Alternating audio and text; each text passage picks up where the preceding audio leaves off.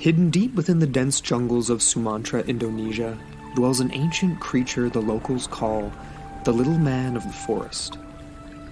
Said to walk upright bipedally like a human, with long arms and broad shoulders, this prehistoric throwback has puzzled researchers for nearly a century, leaving us with the question of whether or not we are looking for a new primate species or something else altogether. For centuries, sightings and reports have surfaced from indigenous locals, Dutch settlers, and most recently, Western researchers who have gone looking for the creature beneath the canopy of Mount Kerinci. But do the reports suggest a truly undiscovered creature? Possibly even a living human ancestor? Or could something else explain the frequent sightings and perpetual fear held amongst the locals of a small man hiding amongst the trees? Join us on Into the Portal for our February full-length Patreon episode as we venture deep into the jungle in search of the orang Pendek.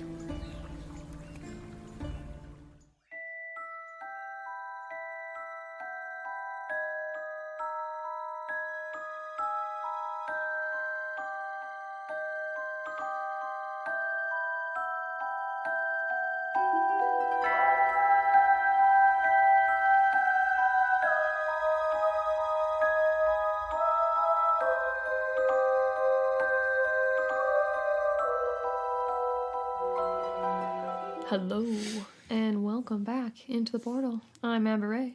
And I'm Andrew McKay. And we're back with another Patreon That's episode. right. Full day. Long time in the making. Mm-hmm. This month just flew by, so we really thank you guys for your patience because we're right here at the end of February, but Yeah. we are really excited about this one. But before we jump right into it, though, we had another new person join us on Patreon, so we're stoked. Joe. That's right.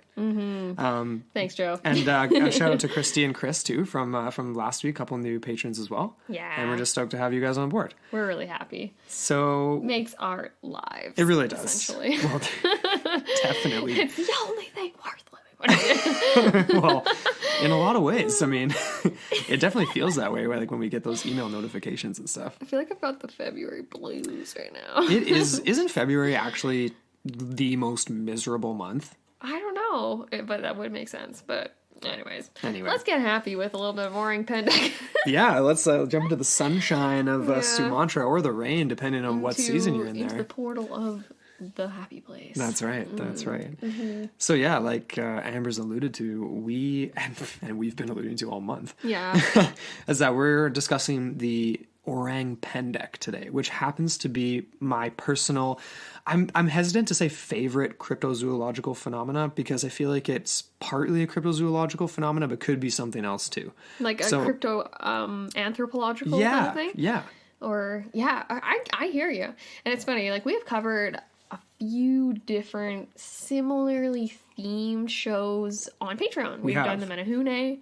We've also done the Yeren as another example. That's true. We seem to like these types of Well, things. you guys get, I mean, we're passionate about everything we cover, but some of the, I don't even know, the juicy ones that we really love, almost like we want to save them for ourselves, and then you guys get to enjoy them, right? Because you're our patrons, and we love you, so... Yeah, I don't know. Like, this is definitely one that I've been wanting to do for a long time. So Yours all about these hominid... Well, because it's so bizarre, right? The idea that it could still be out there. Well, and I honestly think a lot of the fascination, like, well, it doesn't have to necessarily be a reflection of the self, Right. but I feel like you get an element almost of this kind of ambiguous sort of, the uncanny sort of feeling where it's like, you are us, maybe, but you are not us at all. You... Like, you know what I mean? Like, these are absolutely. completely different functioning organisms on a completely different ethereal plane, if that's where you want to go with it, kind of thing, you know? Like, could you imagine them sitting at my cubicle on a daily, typing in freaking website update? No, I don't think so. Only in, like, a Gary Larson comic, and that's it, right? But, I've seen a few good ones of those, and related to the flood episode we just did. That was so good. The unicorns, like, hey, all carnivores confined to sea deck.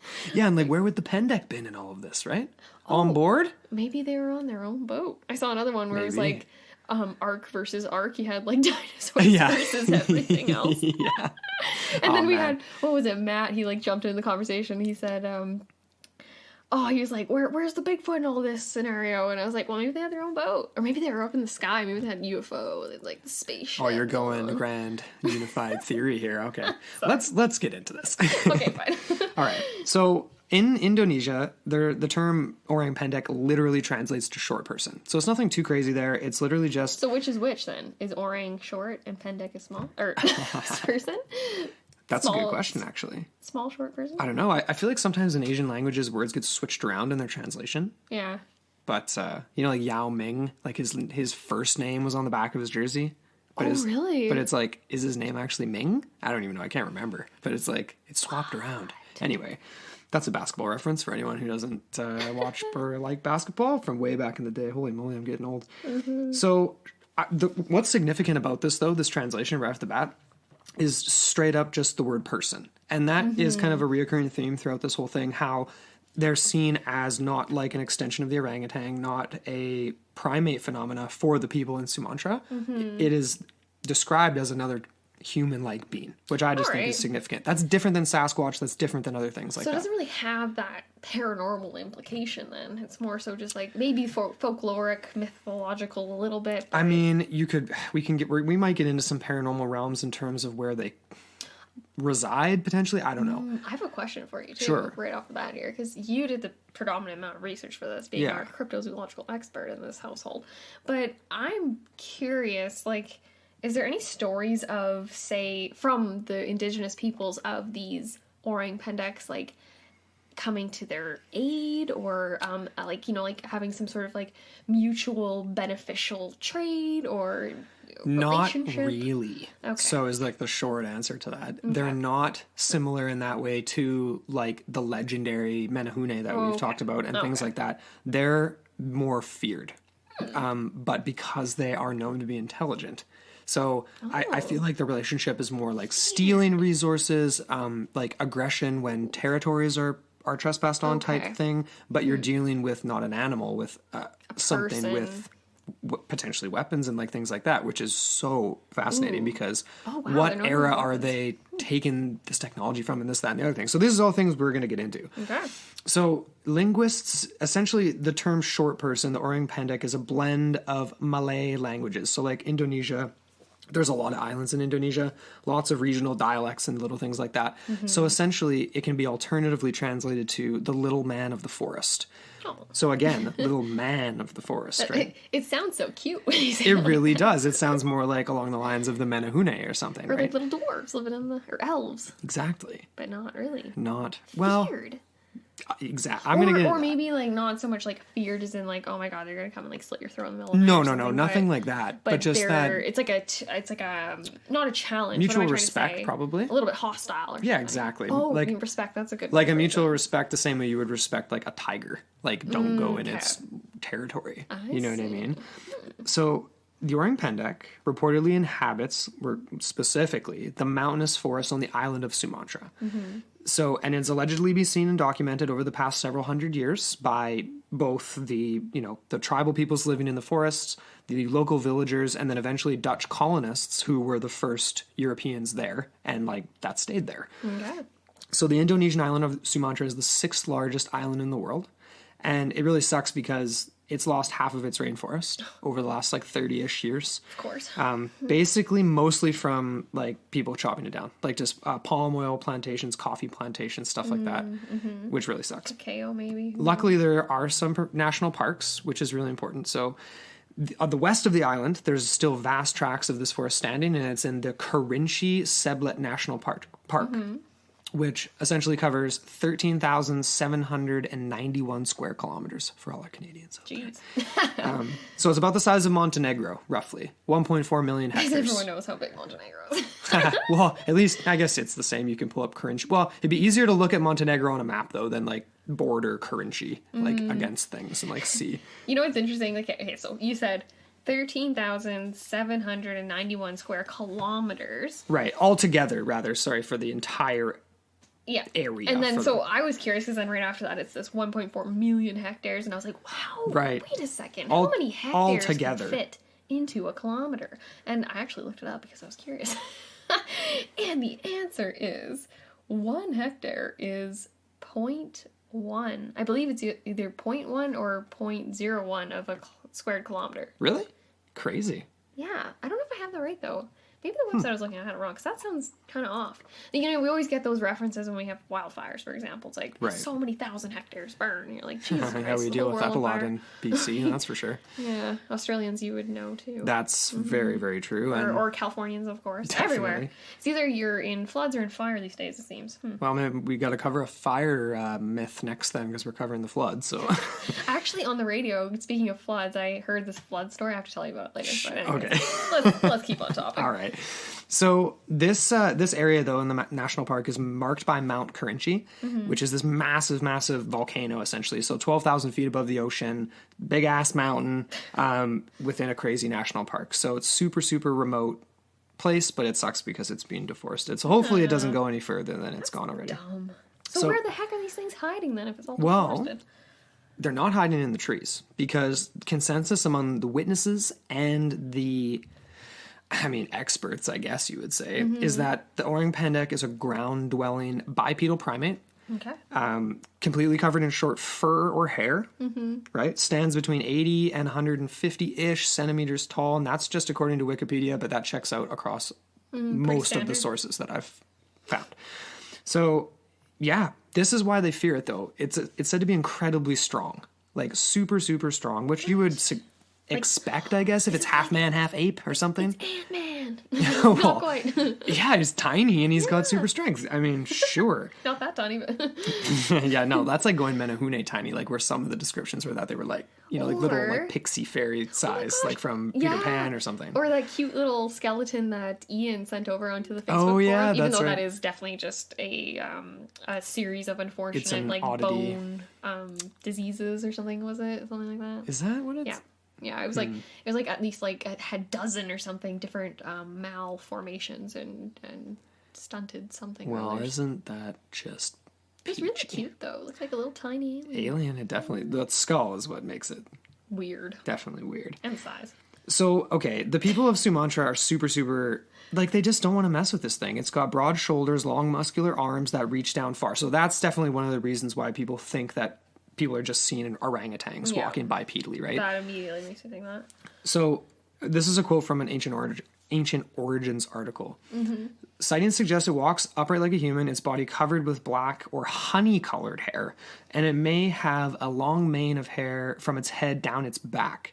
So it appears to live on the forest floor, again, like I said, unlike the arboreal Sumatran orangutan, which is confined to the north end of the island and not normally seen in the south end, where a lot of orang pendek sightings happen. So that kind of rules that out for a lot of people in terms of that being a... Okay. Interesting. Yeah, because immediately you think of like the long arms, reddish, orangish fur. Sounds like an orangutan, right? But again, but these right? people live in this place. Well, that was the point I was going to make, is that these people would definitely be familiar with that. Yeah. And you can make the argument even that perhaps somewhere along the genealogical line there was a divergence? Yeah, of some sort, and Indeed. something went a different way. I don't know. It's entirely possible. Yeah. So let's get into like a little bit more of the generalities of the geography of what we're talking about. We're in Southeast Asia at this point. Well, at this point. They're in Southeast Asia. We're in Kelowna. I wish we were in Southeast Asia. Yeah. That'd be sick. I've seen resorts where you can stay for literally £18 per person per night. We gotta do that, man. And then it's luxury. It's like 5 stars. Well, imagine all the legends we could go search for, too. I know. That'd be amazing. Anyways, right. We'll do it eventually. We'll do it. Yeah, and guess how many islands there are to potentially visit? Over 17,000! So close. All right, yeah. So that's a lot of islands. So that's a lot of hiding places, I would say. Even though we are definitely talking about one specific island that is quite large. Indeed. We always kind of make these associations when we've done like potential migrations across the Pacific, where it's like island hopping is a really practical way of getting really far distances without that transoceanic voyage that would need a massive vessel, you know. So again, right, like, well, we don't actually have any evidence or any suggestions that these like you said, they use tools, but they don't actually have the technology for boats per se or anything like that. There's no evidence of that. I mean, But like, if they're on islands, they obviously wouldn't be using that now, but their ancestors may have, potentially. We'll talk about, we're going to reference again the Flores man who we've talked about before. Homo I always Homo struggle with floresiensis. this. Right. Yep. Super small, same height description as the Orhing Pendek, and found on the same island. So we'll talk about it in a little bit here. Yeah. Okay, so exactly. This has a long history in this neck of the woods, centuries long, like we've alluded to, right? Like we've got references from Columbus dating back from like the 1200s and probably even before Marco that. Polo. Oh, sorry. Yeah. Oh, Columbus, he was around in the 1200s. I wouldn't be surprised if he claimed some more of that stuff too. That guy gets more credit than he deserves. He wasn't the first one to North America. Okay, but even despite the fact that Columbus never saw this thing, it does have a long history. Oh, I love it. And depending on who you talk to, you will get different descriptions, different ideas of what this creature is. Right. But essentially, they're all in the same... I'm going to say they're all in the same neck of the woods. Definitely. That's the thing. No, that's and more or less, yeah. Like you've already said before, like we get, okay, so this is the consistency of descriptions. The height. Yes. About 3 feet tall, like you said. Right. The color. Reddish. Warm. Sometimes can be a little bit gray or darker, you know what I mean? But you get, it almost reminds me, there is a description from one of the main people that is an expert in this field, Joyce something, I can't remember her last name, and she made the comment, she was like, if this thing stands still in the forest, it's completely invisible. And immediately what it reminded me of was a hyena, sort of, because of the spottiness of the coat, right? So like, and then also reminded me of, what's the thylacine? From Australia, when we had that photo, remember from the 60s, of someone that reported taking a photo of a thylacine, and no one was sure that it's probably like 99% a hoax or something. But then you get these people making arguments that there's like light coming through the trees at a weird angle, and that's contributing to this sort of like camouflage. Because like half of it was like, it almost seemed as if half of it might have been just a tree stump. Yeah, maybe, depending on how you interpret the light. I can see that, yeah. So that to me lends credibility to just the invisibility of the creature in general, and maybe it's not like a interdimensional thing or anything like that, but it's just like a naturally occurring, just like super camouflage. Well, they're definitely going to be, definitely, like they would definitely be camoed. I feel like when I hear the description of like gray and stuff, I feel like we've talked about this before too, like even the idea of like age. That could be a reference to the age of the creature that you're seeing. Even the mane, right? It could point to some point of maturity. Yeah. Right? Like similar to like a lion, how they gain their whatever. Similar to most things, when right? When they reach sexual maturity, isn't it? Or something like that. Sure. But anyways, like, there is also other things. So the face, in particular, is very human-like. It's not like an ape. No. And like, we did post that one photo that's an illustration or an example of what this thing sort of looks like. And it's kind of insane, really. It kind of reminds me of Planet of the Apes almost, right? We're very human-like. Like that, but it's less protrusion in the mouth. Less protrusion in the mouth, yes. So less ape-like in the mouth and the nose than the apes in Planet of the Apes. Yes. But like, reminds me of that because it's just like this very sophisticated looking monkey. with the sideburns and like, just like very, like, like almost dapper. So you just like not so much like the fact that he's like got like freaking gel in his hair or something like that, but just the bone structure is dapper and like it's more human and it's more angular than an ape's. It implies an intelligence, a different type of intelligence. And the eyes in that description, or in the photo of that, were like really, Yeah.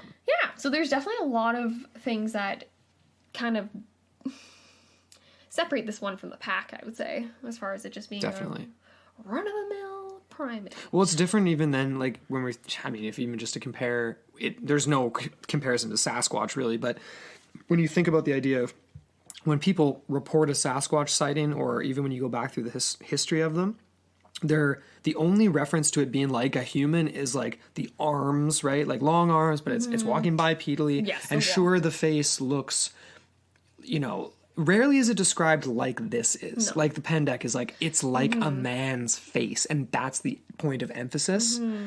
As right? opposed to being like, because everyone that describes a Bigfoot will usually describe it as being like an extremely like hairy, dark face. Yes, kind of thing, almost you know, like you can't even see the face. Exactly, very much like a deep set eyes, like big brow, and all that kind of thing. Definitely. Yeah, but it's so cool, right? Like you say, like they're feared, right, by these local people because of their extreme camouflage and because they are so intelligent, supposedly, and because of the fact that they have this strength. But I like this. There's this like idea that they're one with the forest. Yeah. And again, right, speaks to the camouflage, the whole like, what if you literally walked right past this thing and didn't see it? People probably do. They probably do all the time. I would imagine. I mean, they obviously don't want to be seen. Well, that's just it. That speaks again to their intelligence. It's like our dog Stella, right? When she's pretty, like, she can be dumb. Like, I'm not gonna, whatever. But she's a guard dog, right? Yeah. So when she's on alert and she'll be really quiet, like stealth mode. Yeah. She's not gonna bark her head off at something coming up, like, you know, like she just watches. And like that's kind of the attitude that this reminds me of. It's that type of intelligence, or for sure. It's self-preservation to a certain extent. Definitely. There was this article in the Guardian though, and this was just talking about the names and how where you go, it can kind of change on the island. So in the southeastern lowlands, it's actually called the Sedapa or Setapak. I don't know if I'm saying that right. Setapak? Yeah, I mean, that's how it's spelled. Setapak. How else could that be pronounced? Setapak. Yeah. Setapak. Cedapak? Cedapak. No. No. Gugu or Juju. Gugu. Gugu. Gugu is the name in southern Sumatra, while in the district of Rawas, it's called Atu Rimbu. Atu Rimbu. Atu Rimbu. So again, that speaks to a lot of different regional dialects. Definitely. And that's all it is, really. It's just subtle language variations. But it's the same description, same thing. And a lot of the times, actually, it's kind of funny. Like, we get these southeastern descriptions, south, and then this Rawas district, but I'm not even sure where that is exactly. I don't know. I didn't want to get too bogged down in that stuff. It's just kind of interesting to see the names. But the point I was going to make here is just the fact that it's mostly seen in the west of the island. Yes. So in around this park, specifically the Karinchi Park, Seblet Park that you already mentioned. So again, like, so you're getting all these descriptions, all these consistencies, all these things. So soon scientists are starting to get interested in all this, and they're starting to recognize that, we might actually have an undiscovered animal in the forest of Sumatra. Yeah. Like, not thinking even cryptozoologically necessarily. Like, I think scientists at that time are thinking, like, okay, these people are seeing a person. There's got to be a variation of the orangutan that we don't know about. Yeah, exactly. So that's like almost like academia trying to lend another sort of lens of legitimacy to it, to be like, we need funding to go do this. And But the irony there is, like, literally that by definition is cryptozoology. It is. There's an unknown animal. You don't know what it is, and you find it, and we find them every year. Like, they die off every year, and then we find more fish and things like that we've never seen before. I don't know if that's going to happen so much in the next century, though. Might not. Just a lot of things dying. But anyway, so there's been a lot of sightings reported over the years for these animals, or primate humanoid type creatures, however you want to call them. But again, right, they're occurring in this Karenchi Regency in central Sumatra, and especially within the borders of Taman National Karenci Seblat. So again, right, the national park. Yes. Karenci is in the Jambi province. So again, this is in the central part of Sumatra. And it's in a particular regency called Kabupaten? Or no, sorry. Yeah, Kabupaten in the Jambi province. Yes. And it's not teeny. It's got like 3,800 square kilometers. And so that roughly translates as just over, like, just under 1,500 square miles. Okay. So that's a good chunk of space. That's a good little playground. I mean, it's not. I mean, yeah, it's the mountainous territory that makes it. Yeah. How would that compare to like the outback in BC? I wonder how much square kilometers. Oh God, not even like the untouched forest in British Columbia would be like, this would just be a needle in that haystack. Mm-hmm. Okay. So it's not as if this isn't inhabited, though, right? There's a lot of indigenous people living there. There's a lot of local population. There are, yes. Estimated population of about 200,029 No, I said that totally wrong. 229,000. Yeah, you got a couple different numbers here. Like the 2014 census was what, 253,258?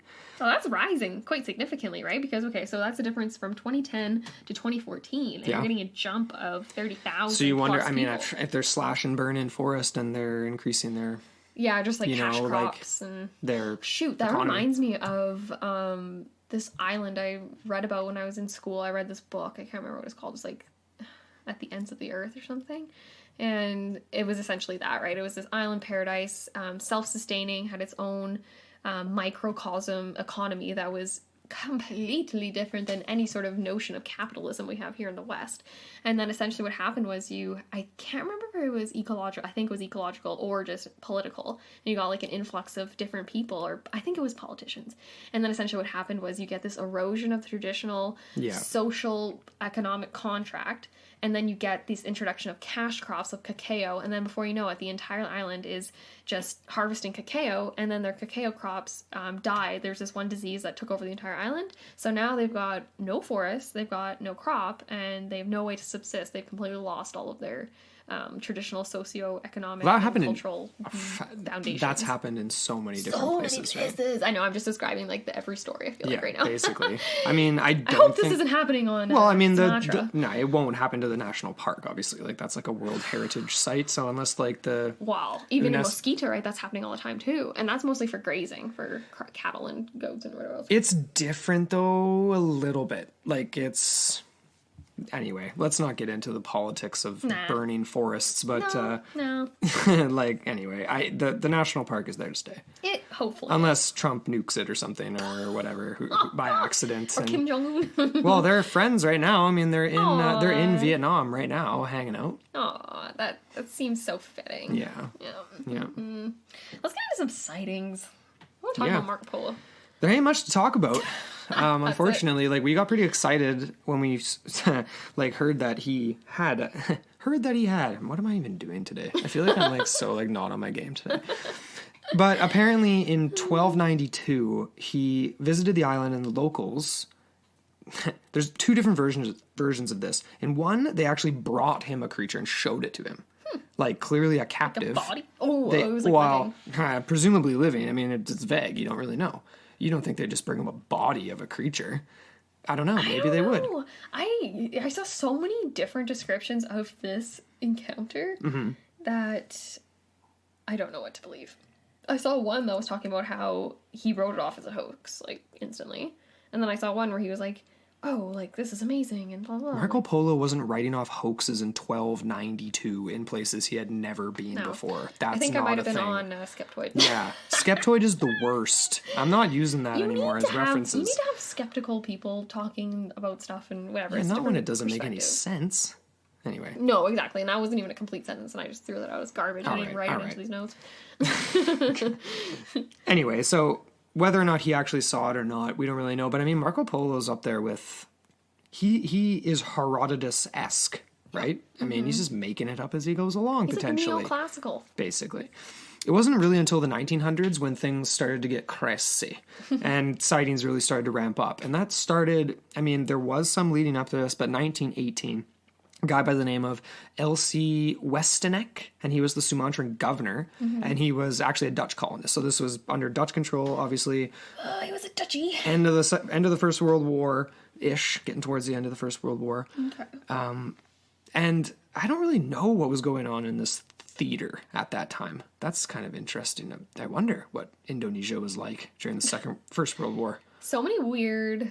Yeah, that was it. World War I was weird in that sense. Like, there were so many, exactly that, different theaters that I referred to, but just different areas and regions where conflicts were occurring, like, all over, like, in Africa, in Sumatra. You gotta wonder, like, because that definitely played a role in how it died off for the Second World War. But anyway, 1918, Sumatran governor, he writes up of a couple of different sightings, okay? So, including one in which he claimed to have seen the orang pendek himself and that this orang pendek was attempting to light a fire. Oh. Okay. So, anyway, this is what I found. Okay. This is a quote about a boy from the Padang province who saw it, okay? Okay. So, and this is from his journal. So, a boy from Padang employed as an overseer by Mr. Van H. had to stake the boundaries of a piece of land for which a long lease had been applied. One day, he took several coolies into the virgin forest. Is that like an alcoholic beverage? We're just sitting here drinking champagne coolies. Okay, I'm sorry. One day, he took several coolies into the virgin forest. Just say it again. I had to. Oh, On the... and it's the virgin forest, not just forest. Right. On the Barrison Mountains near Lobuk Salasik. I don't know exactly where that is. Suddenly, he saw some 15 meters away a large creature. To him it was large. Low on its feet, which ran like a man. It was very hairy and was not an orangutan, but its face was not like an ordinary man's. So that was a quote from the governor. It was large. Oh, to a boy, though. Right. Okay. Mm-hmm. So take that as you will. I don't really know. He recorded another one the year earlier in 1917 when a guy by the name of Mr. Oosting, oh man, Dutch names are weird sometimes. It's like double O's and things. Oosting, the owner of a local coffee plantation near Dataran, he claimed to have seen the creature while near the forest of his place at the base of another mountain, and he saw this creature sitting on the ground about 30 feet away, so pretty close. So he got a good look at it. And this is, again, according to this governor of Sumatra. Okay. So here's the quote. His body was as large as a medium-sized native's, and he had thick, square shoulders not sloping at all. So the people of Sumatra are small. So medium-sized, I mean, take that as you will again. Okay. The color was not brown, but looked like black earth, a sort of dusty black, more gray than black. So again, we've heard the gray before. Could be the age of the creature. He clearly noticed my presence. He did not so much as turn his head, but stood up on his feet. He seemed quite as tall as I, about 1.75 meters. That's interesting. But here's, I'll have a comment to make about that when I finish the quote. Then I saw that it was not a man, and I started back, for I was not armed. The creature took several paces with the least haste, and then, with its ludicrously long arms, grasped a sapling, which threatened to break under his weight, and quietly sprang into a tree, swinging in great leaps, alternately right and left. That sounds like an orangutan, is what I was going to say. That sounds like an orangutan, even if they're not that tall. And the other thing I have to say about that is that, yeah, well, maybe the guy's eyes aren't that good. The other comment I have to make about that is that the orang pendek is often, when it's sighted and it's confronted, like not confronted by people like they're challenging it, but it's like a sighting that happens by accident, like the pendek's caught off guard, it puts its hands up. And Jeremy Holden has talked about this. He's a guy we'll mention in a sec. And that's just a classic primate thing. I mean, they tell you to do that in the woods when you see a bear. Make yourself look big. Put your arms up in the air. Wave your arms around. You're bigger. You're 3 feet taller when you put your arms up in the air. So if someone's just looking at it at a glance or they're scared, 1.75 meters is doable when you put your arms in the air. You know what I'm saying? Yeah. He did not so much as turn his head, but stood up on his feet. He did. And turned with a jerk and pulled up his stockings. And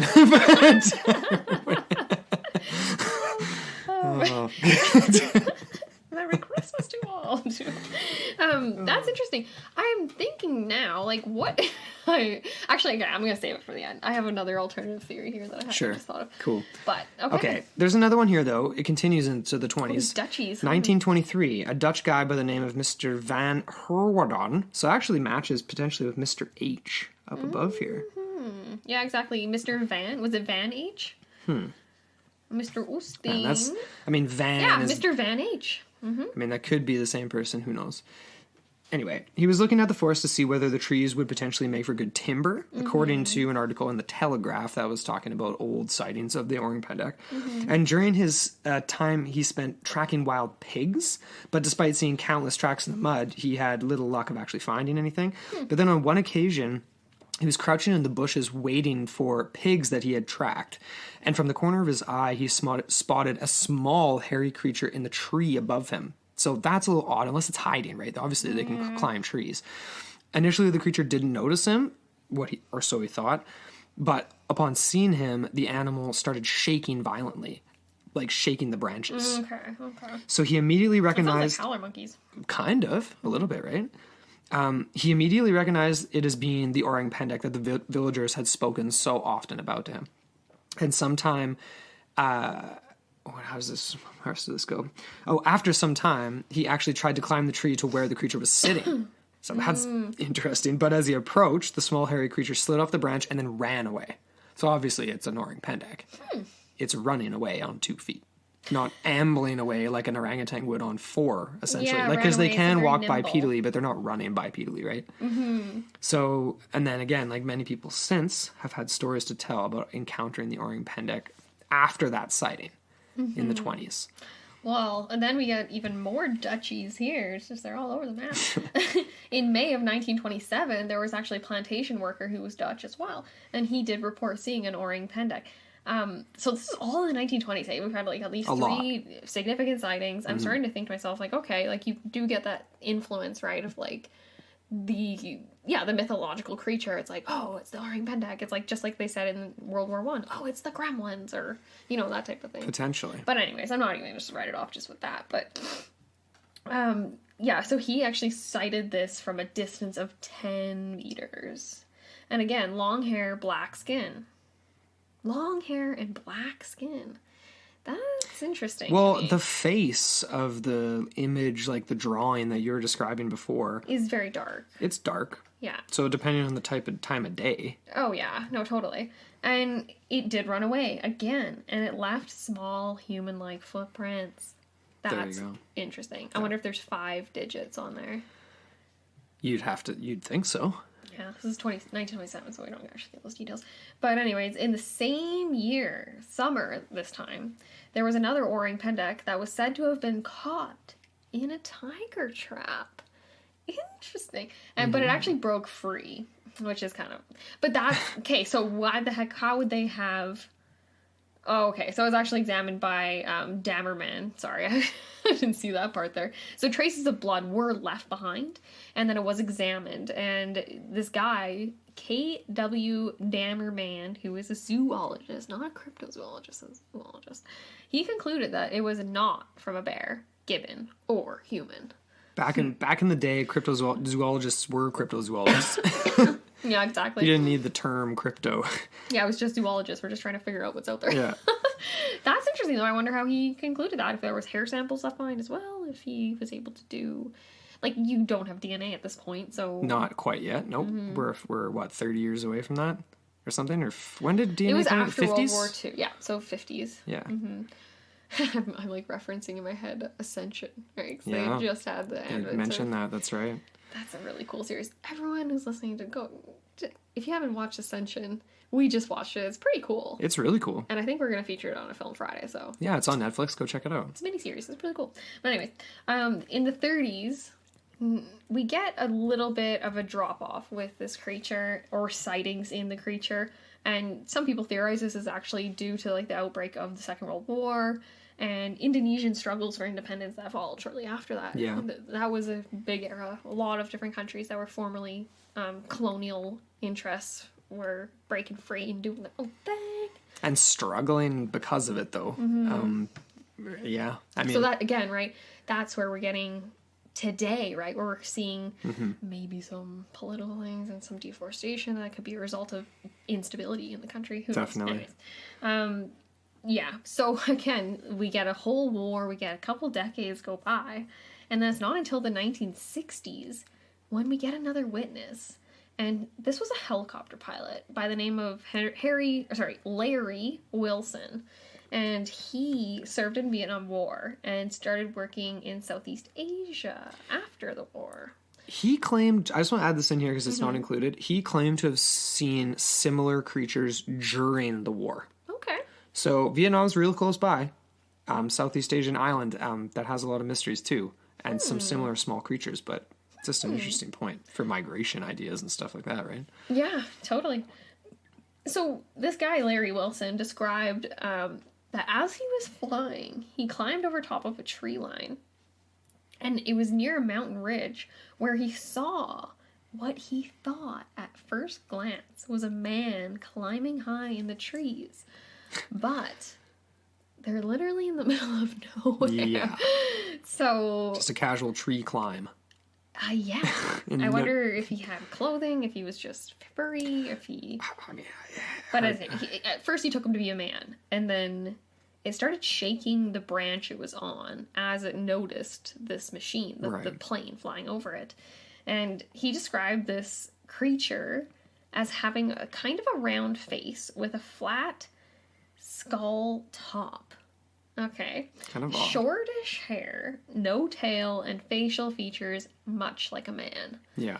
Okay. So it's almost like that weird in between. It's that where does it fall? Where's the line? Is it fall closer to human, closer to primate? Is it are we one and the same? Well, that's where when we go back into our human evolution, that's like our like we see the similarities, obviously, right? So like if we talk about Homo, you say it, Homo floresiensis, then he definitely looked the way that drawing you were describing before would have looked, right? Exactly. And we'll put that up.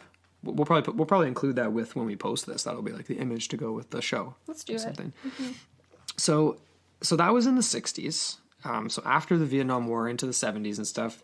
And then, excuse me, and then came along a woman by the name of Debbie Martyr. And she kind of like totally revamped the search for orang pendek because it did die off. It waxed and waned depending on who you talk to. And yeah, she really brought it back to the attention of the Western public in the 1980s. So she was from the UK. She began her research in the late 1980s on specifically the orang pendek. So she was on the island in July of 1989 as a travel writer. This is according to most sources. Some others say that she was actually the editor of a magazine. Yeah, that's what I saw. But either way, I mean, she was a journalist by all accounts. And while she was there, she camped out on the slopes of Mount Kerinci, and she had this guide by the name of Jamrudin, and he pointed out the areas where Sumatran rhinoceroses were seen, where tigers could be seen, where they have rhinoceroses on there? Apparently. Cool. I didn't actually know that. I wonder if I gotta fact check that. Oh, you know. I gotta fact check that one. But I mean, they got the Sumatran tiger, which is the apex predator. They've got the sun bear that we'll talk about in a bit too. Cute little sun bear. But in later conversations, he would actually mention to her that like these mountainous areas in the east and the west, where there were areas where the orang pendeks, the little men of the forest, would sometimes be seen. So basically, after this, she was hooked. She was like, "What? Like, what are you talking about? These little men of the forest?" Little men. Oh, just an update. Yeah, Sumatran rhinoceroses do exist. That's insane. What do they look like? They're called like real Asian rhinoceroses. two-horned rhinoceroses. It's a rare member of the family rhinos. I don't even know. Anyways, cool. Continue. Very cool. Yeah. Okay, so she's hooked on this idea, and her profile basically became that from that day on that of a orang pendek researcher specifically. She was no longer interested in any of the other rare animals in Sumatra. She was looking for the orang pendek, and ended up staying on the island for 15 years looking for it. Wow. She never went. Well, she did eventually go back, but crazy. And while she was there, renew your visa. I guess. While she was there, she claimed to have actually seen the animal herself on several different occasions. Ooh. And when you see this woman, like there's video footage, like she's in the Monster Quest documentary and stuff, and she's super credible. Like doesn't seem like the type that would make anything up. Exactly. She seems like a very solid researcher, almost an academic, even though I don't think she has a doctorate or anything. No, I don't think so officially. In 1994 is when she claimed to have her first sighting. So she was in the national park, and she claimed to have spotted the creature. She saw it walking as a bipedal primate, like we've talked about before, so it was clearly not an orangutan. She claimed it to be like an orangutan at first glance, but then noticeably different. And this is the best quote ever that just describes this whole series. She said, "It was like seeing something from the wrong side of time." Which I just think is so cool. Love that. I mean, I don't know if that falls into the realm of the uncanny in a way, but I would it's say like so. it's just so weird, right? Or almost like, what's that word that you always use? Anachronistic. Yeah, definitely. So she described it like the orang pendek usually no more than 85 or 90 centimeters in height, although occasionally as large as 1 meter and 20 centimeters. So that's, what would that be? That's like just over 3.5 feet type deal. Anyway, the body is covered in a coat of dark gray or black flecked with gray hair. So that's kind of like what you were talking about, the Yeah, idea of the hyena. hyena-esque camouflage. Because then, right, that lends to her description of, like, if it freezes, it's invisible. Right. She also referenced like the sheer physical power of the Orang Pendek that most impresses like all the villagers of Mount Kerinci. They speak in awe of its broad shoulders, huge chest, upper abdomen, and powerful arms, as she described. And the animal is so strong that the villagers would whisper that it can uproot small trees and even break rattan vines. So rattan vines are like crazy thick and can just literally yank a tree out of the ground, yet it's 3 feet tall. So that's pretty wild. That's Ant-Man strength, man. Right. So the leg in comparison are super, super short and slim, and the feet are really small, usually turned out at an angle of 45 degrees, which is an interesting description. The head slopes back to a distant crest. So similar, distinct. So similar to a gorilla, but not to the same effect, like not as pronounced as that. There appears to be a bony ridge above the eyes. Yeah, I kind of noticed that in that description, or in the photo that we So that's almost like going back to like human ancestors, right? Like the brow ridge of a Neanderthal and like the progression from that. The nose, though, is distinctly humanoid. And then when frightened, the animal exposes its teeth, revealing oddly broad incisors and prominent long canine teeth. That reminds me of like a chimpanzee. Yeah. Or other, apes like that. Very much like that. Bare their teeth. Yeah, exactly. It's a warning sign. So it's like, are we dealing with a remnant of man, or are we dealing with an offshoot of some other primate? I feel like we just keep towing that line, right? Whether or not we are talking about some sort of anthropological phenomenon, if we're going to be talking about as cryptozoological primate phenomena. I feel like, I don't even know if we really need to make that delineation, you know what I mean? Like, it's... At this point, it's so ambiguous. Well, we kind of have to. I mean, if we're trying to figure out what this thing is, well, I guess it's like I don't know. We But came from apes, so at the same time, it's like, well, are we going to argue where along the point of evolution these things might have broken off, or you know what I mean? Like, is it? I guess there's just two different lines of interest. Is this a divergence from apes that broke off like the same way the orangutan ended up where it is at some point along the line? Or is this legit just a remnant of human civilization that was supposed to be dead over 30,000 years ago that's still there? And that's what we're going to try and figure out. Yeah, right. Maybe. Or just add to the conversation. We get a little closer with Jeremy Holden. Yeah, Jeremy Holden, he added a lot to the conversation. He's a wildlife photographer, spent many, many years in remote regions, especially in Southeast Asia, so he is a verified expert, I would say. And he has been looking for these hidden animals, so he is a cryptozoologist. Yeah, definitely. And while he was there in Sumatra, he was in the Mount Kerinci area, and this was 2009, so pretty recently. He actually found animal tracks after a large rain while they were exploring this like massive volcano that's at Mount Kerinci, and he was encouraged by that. But it's not as if they were definitively like these small human tracks or anything like that. But they could have been signs of an Asian golden cat, which is very cool. We kind of briefly mentioned them when we talked about alien big cats. They are gorgeous. And then, of course, the Sumatran tiger. Beautiful. It is the apex predator of the region. Yeah, they're hardcore. I'm curious, though. We didn't get a description of the tracks in question, so we're kind of just speculating as to whether... He didn't say, like, these were definitively one way or the other. No, I mean, no. That was just leading into... They did end up finding other tracks that they thought were... Exactly, yeah. So... Yeah, that's the interesting part. So he was encouraged by the fact that there was a lot of these rare animals in the area, and including the sun bear, like you mentioned. So we've got a tiger, we've got the Asian golden cat, we've got the sun bear, all very, very I was gonna say esoteric animals, but they're just like very fringy animals, very rare, very niche species. Definitely not seen very often, and can all be like misidentified.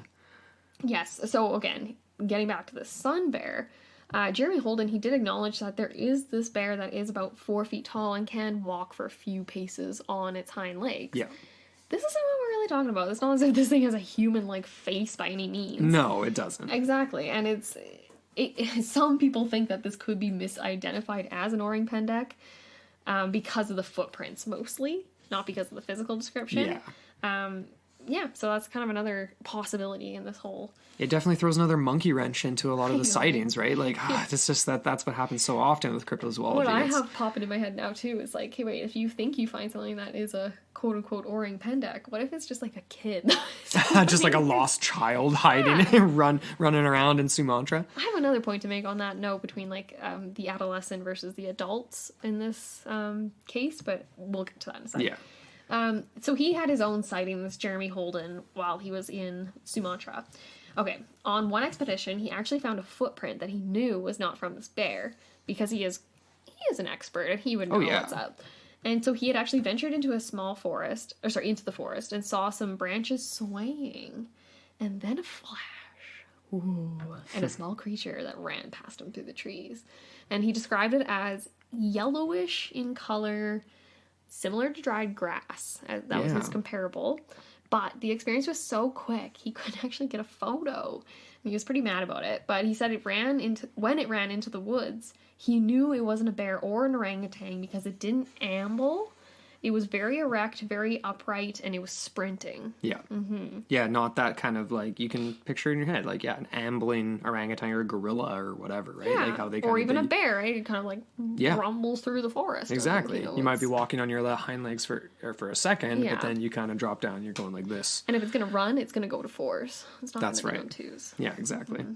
So this kind of led into, there was earlier sightings and work done by Adam Davies, who's straight up a cryptozoologist, doesn't have any designations beyond that, but he's researched a lot of stuff. He's been searched for the Yeren. We referenced him in that episode as well. The smell of bananas. The smell of bananas. Quite a banana aroma. Anyway, we make fun of him a lot, but he does do good work. And in 2001, he was there at Mount Kerinci, and he found a footprint that he believed to be from the orang pendek. He took a cast of this. He sent it to my main man, my favorite guy, Dr. Oh, wait, no. Oh, yeah, sorry. Jeez. Sent it to Dr. Meldrum. Ooh, I'm totally going to use that in like a book or something someday. Just for evil the heck scientist. of it. Yeah. He sent it to Meldrum and Dr. David Chivers of Cambridge University, and they're both doctors of anthropology, specifically primatology and archaeology, right? We've seen him quite a bit as Dr. Meldrum. They were super interested in what they saw. What they pointed out specifically was that the heel was particularly strange. So, and then that the ridge is somewhere in between that of a primate and a human. Oh. What they had at first, they thought to be maybe the curled toes or the curled fingers of the arm of an orangutan. Mm-hmm. But the problem is that where this track was found, there's never been an orangutan sighting, ever, reported. So they do not inhabit this area. Okay. Unless they are just venturing away out of their range. Mm-hmm. So the other thing that this lends evidence to is the idea that this is the type of ridge and heel structure that's meant for walking bipedally. Okay. It does not imply a tree-bound creature. Okay. All right. So he believes... Adam Davies, like based on his time spent there, he believes it to be an opportunist feeder. And I feel like that ties into potentially the villagers being afraid of them because they're super strong. And if you're an opportunist feeder, then you're, potentially, right? So sometimes even stealing from remote villages and local Indonesians. I didn't even finish my sentence and you were already there. That's awesome. So he was there in 2009, though, with Jeremy Holden on one particular expedition and continued on in other expeditions as well. They found a print very similar to what he found in 2001, and he was able to, they weren't able to tell what it was. They sent it to Meldrum, ended up being a bear footprint. Oh, okay. And what's interesting about this is like, let's talk about this though. He has a sighting here, I think, right? Mm-hmm. Okay. So, oh wait, no. This is different. This is a different one. They did find a print that ended up being bear. And the Asian sun bear, very much like bears in North America, the prints are often mistaken for Sasquatch prints because of the digits and just the shape. The general shape of a print is so distinct from like cougar and like other stuff. It's just more human-like. But bear, eh? Not human-like, but just like depending on how the pressure is applied in the print, it does look more like the structure of a potentially human-esque foot.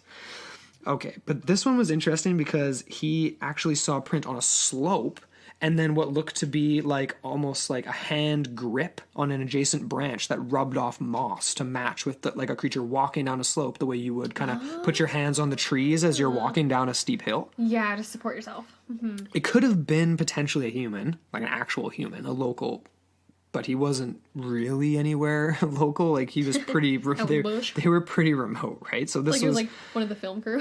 Yeah. Took off his shoes. Just has like the world's tiniest feet. He's out there with like size 4, like child's shoes. Anyway, so clearly this was something bipedal though, walking through the bush, if you're thinking it could have been the orang pendek. But then, unfortunately, it rained like crazy. And they weren't able to actually take casts. They came back, they tried to take casts, and they just couldn't get anything done. The following year, and then 2002 in September, not the following year of 2009, but the following year to his initial footprint discovery, the associate of Deakin University in Melbourne, Australia, he took a look at it and acknowledged it to be one of the world's most renowned hair experts. Now, I suppose there was some hair. I actually missed that part, didn't I? Right. Okay. This wasn't from Davies. This was from another person. I actually think this might have been from Martyr. Oh. I'll have to come back around to that and check in on that for you guys and like post it or something. But in any event, there was some hair samples found that were exciting because of the Davies footprint, right? The Davies footprint was ramping it up again in 2000. Here are these hair samples. He does analysis of it. And again, it's essentially inconclusive, but it's somewhere between an ape and a human. It's not orangutan hair. It's like the same thing we got. It's not a bowl. It's not a bowl. It's the same thing we got a lot of the time with the Big Cats episode. Yeah. Right? Here's this hair. What is it? It's not this. Oh, great. It is by what it's not. Right. So Illumination. anyway. So what the hell are we dealing with here? What the hell is this thing? Is it a... Oh man, like I don't even know. Like, okay, I'm just going to jump ahead to this before I even start off with Flores Man, because there's the idea of it being a mystery ape specifically, or an unrecognized, crazy Neolithic human tribe of some kind. Okay. Is actually described by certain people in Sumatra. So there's a group called the Ibu Gogo that are sometime reported on the island of Flores, so in Indonesia, and that they are essentially a tribe, like a legit, like loincloth, like spear chucking tribe in the woods. Okay. Not similar to like North Sentinelese. Right, as an example. But still like a 3 feet tall type deal. Like all the other physical descriptions match with the Pendek. They deserve their own episode altogether. So it's closer to Flores Man. It's right, but we're also making a potential connection to Flores Man with the Orang Pendek. So that's what we're going to talk about right now. It's interesting because that makes me. This is my little half-baked thought here. What if? Because like that description you put forth, where it was like a little bit more, was in the 1920s, and the guy described it as being like 1.75 meters. And I'm thinking to myself, like, hey, wait, what if that was like an adult, and a lot of what people see are the adolescents, the children that are a little bit more curious, a little less afraid. That's like, why they're seen. Exactly, and that's why they're not as smart, maybe per se, or they're not. They're still learning the ways. They're getting inducted into the ways of being one. Interesting. I don't know. Yeah, that's my idea. Okay, so let's talk about Flores Man. So Australian paleontologist, a guy by the name of Mike Morwood, was the guy who discovered Flores Man. Right, in that cave. Yeah, so he's excavating the cave in the west of the island of Flores. He made this crazy discovery. It was the adult skull of a human-like creature, okay, but of tiny proportions. So then further excavations, basically they found the skeleton, and then a number of other individuals. What was most important about this, though, and crazy, is that they weren't fossilized. They were actually, this is according to Mysterious Universe, but a bunch of other articles too, they were likened to wet tissue paper. Yeah, we had that description in our other episode too. Yeah. It's weird, right? So they actually had to be dried out before they could be excavated. That's crazy. But why was that just washed away? I know, right? I mean, we're lucky we found it. Like, that could have not been found. It could have been another 100 years or something, it could have been gone. But what was most significant about this, there were tools, weapons, and evidence of fire use found with these skeletons, implying that obviously Homo floresiensis was smart and could handle their shit, right? Like, they knew what they were doing. Yeah, totally. And that lends to the idea what that boy described as there's fire. They were trying to make fire And didn't you say something about they're using tools too? Yeah, Or like having spears or something? Or or at least of them, yeah, like using stick. Like even chimps will use sticks to like get ants out of deep holes and things and stuff. Like they use tools, right? Right. Technically, it's a tool. You're using it. It's not it doesn't grow in your body. they got Wi-Fi over there, laptops. Got a Ralph's around here. Okay, yeah. The creatures were then called Homo floresiensis because of the island. And they would have only stood 1 meter tall, exact same as the orang pendek. Okay. Despite having a smaller cranial capacity than like chimps and other apes like that, they were clearly highly intelligent because they were using these tools, yeah. right? They were hunting pygmy elephants, giant rodents that existed during megafauna era, and there was also evidence of like Komodo dragon size, like lizards and things like that. So they were dealing with crazy things. So yeah, they found all this evidence, and they could have lived as recently as 13,000 years ago. Some archaeologists and anthropologists even believe it to be 12,000 years ago. And in some pocketed areas, we get into the realm of cryptoanthropology. They could still be alive. Yeah. When we're talking 12,000 years ago, It's not that long. that's in the territory of the ancestors of like the Silks, indigenous people that live here in the Okanagan. They were around back then. That's when the stories of Ogopogo were forming and things like that. This Ending isn't of the even that Pleistocene. long ago in human history. Like Gobekli Tepe was like way further back, potentially even. Oh, where did they date that exactly? That, I don't remember. I don't even know. People date that to all kinds of different times, just like with Right. the pyramids and stuff like that. But the point is that people were around. They're round. Okay. That's profound, right? They're round and it's profound. New series, Around and Profound, featuring Amber Nitch. And Jeff Meldrum from Idaho State University, because he's the guy who actually believes that it could be it could be one and the same. It could be Homo floresiensis and orang pendek. I like that.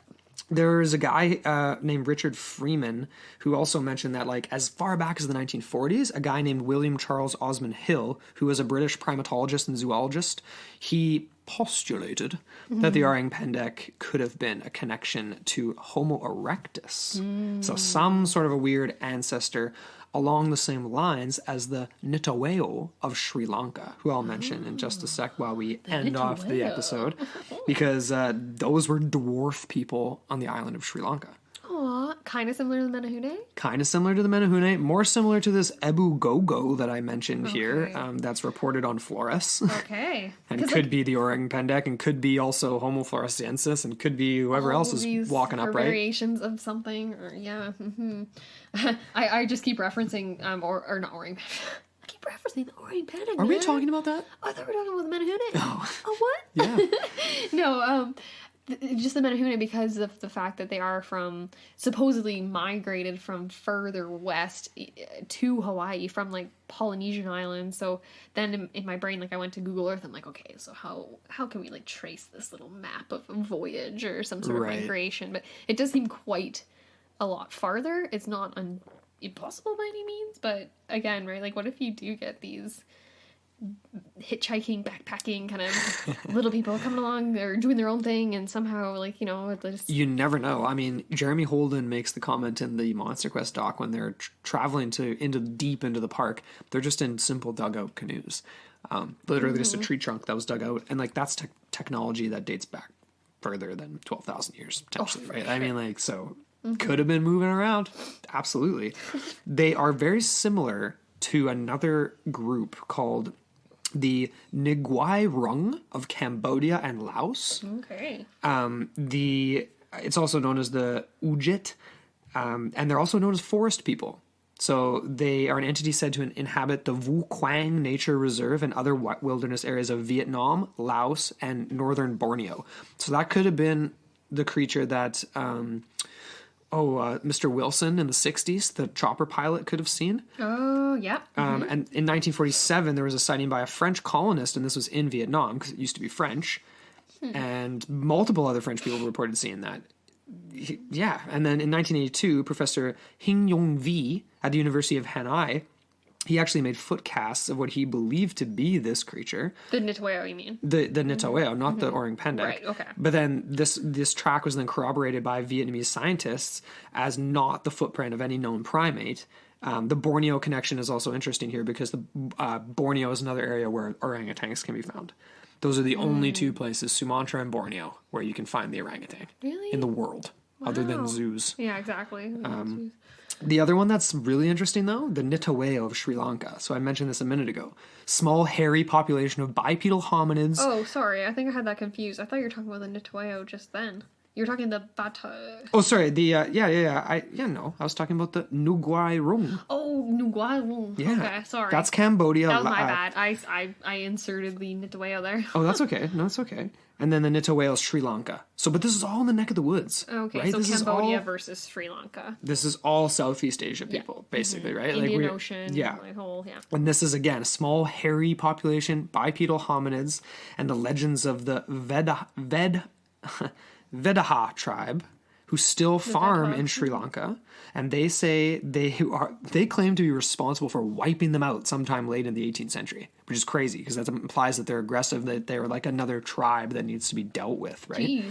So according to their tradition, and this was reported by a guy named Frederick Lewis in 1914, they were approximately 3 feet tall. The females being slightly shorter than the males. They walked erect. They had no tails. They were completely naked. So That's a no difference. hair? Their arms were short and talon-like nails. That's different than the orang pendek. Talon-like nails. Short well, you can grow arms, up your nails. short arms, and not described as like outright hairy. So Isn't that again, weird though? It's like a regional variation. Yeah.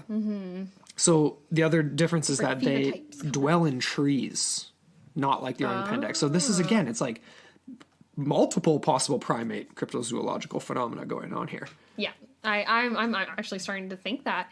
And I am actually really liking that whole Neolithic theory too. Because to me, that, especially that one description, and who knows, like I'm not going to just go, oh yeah, there was that one guy in the 1920s, so I'm going to base my whole idea off this, just off that. But I think you can make the argument that, yeah, exactly that. There's another type of human population living way exactly like the North Sentinelese, but Why not? Sumatra is obviously bigger. That's so. actually the perfect example when It you really think is. about it. It really is. And yeah, like I feel as though, because like the slight variation, say in the size, where we get ones that are closer to 2 meters, right? That was like 1.75 in that one Yeah. account, versus closer to a meter, can speak to exactly that, genetic variations, and then the maturity of the actual specimen. Absolutely, and this has been proven through the remains of Homo floresiensis, right? Well, there you go. Because they were only 3 feet tall. There was other living human ancestors in other parts of the world that weren't 3 feet tall. That's a regional variation. It's totally, I'm 100% on board with you here. The just to cap it off though with the Nitaweo, that guy again, that W.C. Osman Hill, he actually led an expedition into the wilderness, the jungles of Sri Lanka in 1945 because there was widespread belief even then that these guys were still out there. They hadn't been wiped out by this tribe that claimed to have wiped them out. So Okay, remnants are out there. yeah, That's neat. Okay, I really like this one. yeah. I want to go travel this Sumatra. I know, right? It's pretty bizarre. So, I mean, what are your thoughts in the end? I mean, do you think that which way are you leaning on the two sides of the argument? And do you think it's... I feel like I'm leaning more towards the crypto-anthropological kind of route. Right.